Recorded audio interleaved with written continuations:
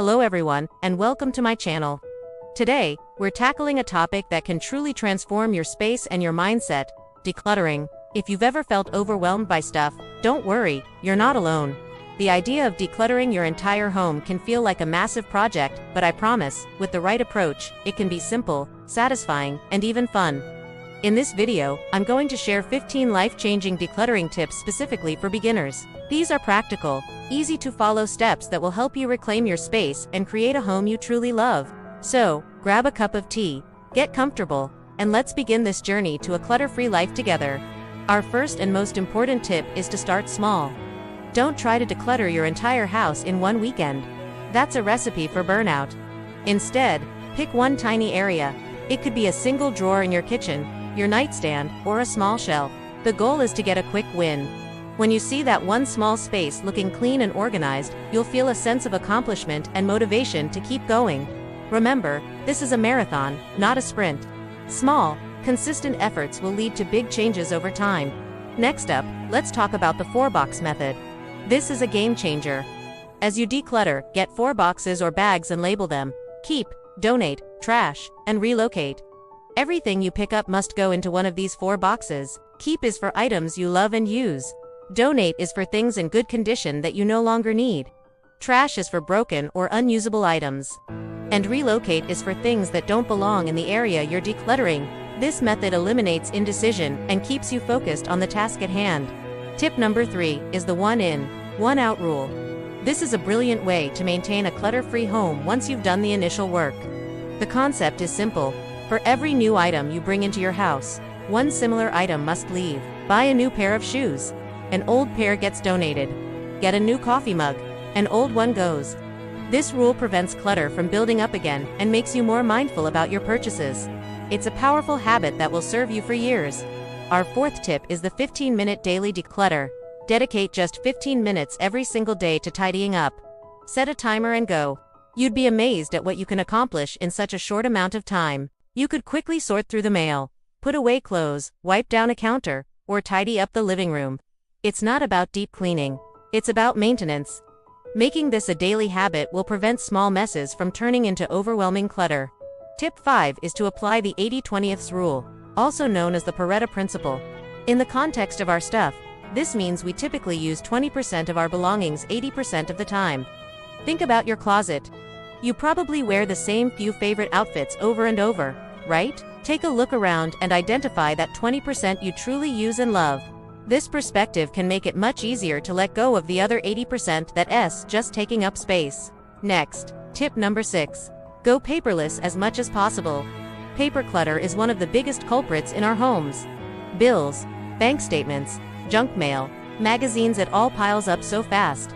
Take some time to switch to online billing and statements for your utilities and bank accounts. Scan important documents and save them digitally. Get a shredder for sensitive papers you no longer need. Reducing the flow of paper into your home is a huge step toward a cleaner space.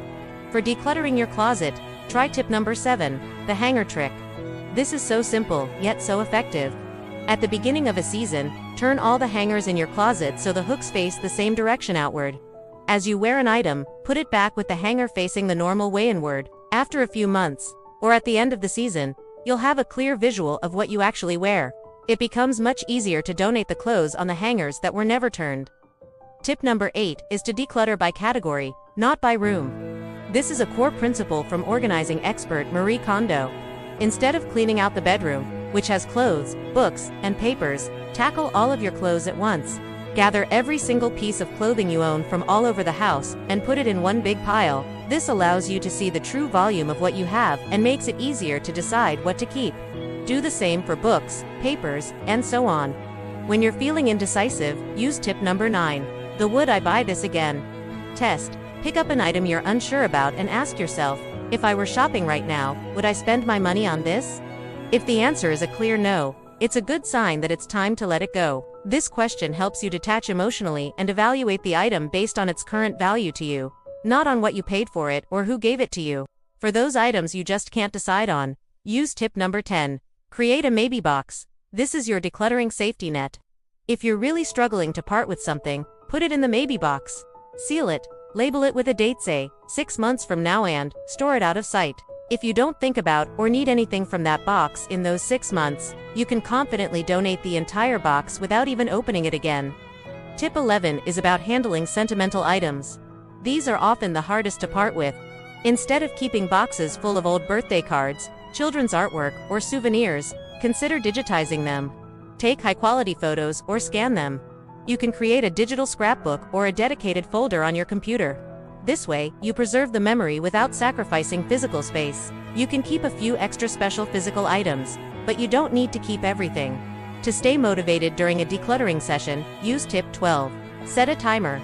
This works hand in hand with the 15-minute daily declutter, but you can use it for longer sessions too. Set a timer for 25 or 45 minutes and focus solely on decluttering until it goes off. Then, take a short break. This technique, known as the Pomodoro technique, helps prevent burnout and makes the task feel less daunting. It's a series of short sprints rather than one long, exhausting race. Our 13th tip is to tackle one room at a time. While decluttering by category is great, for some people, focusing on a single space feels more manageable. If that's you, commit to finishing one room completely before moving on to the next. Start with the easiest room to build momentum. Completing an entire room will give you a huge sense of accomplishment and a peaceful sanctuary you can retreat to while you work on the rest of the house. Tip number 14 is absolutely crucial for long-term success. Find a home for everything.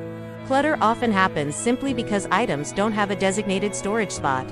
After you've decided what to keep, take the time to assign a logical and permanent home for each item. Keys go in a bowl by the door, mail goes in a specific tray, and remote controls live in a basket. When everything has a home, tidying up becomes quick and automatic. And finally, my last and perhaps most important tip, number 15. Be patient with yourself. Decluttering is a personal journey, not a competition. Your home didn't get cluttered overnight, and it won't be perfectly organized overnight, either. There will be days you feel motivated and days you don't. That's okay. Celebrate your progress, no matter how small. Be kind to yourself through the process, and remember that the goal is not perfection, but progress and a home that supports your well-being.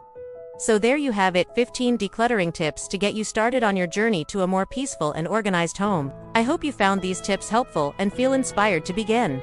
Remember to start small, be consistent, and be patient. You've got this.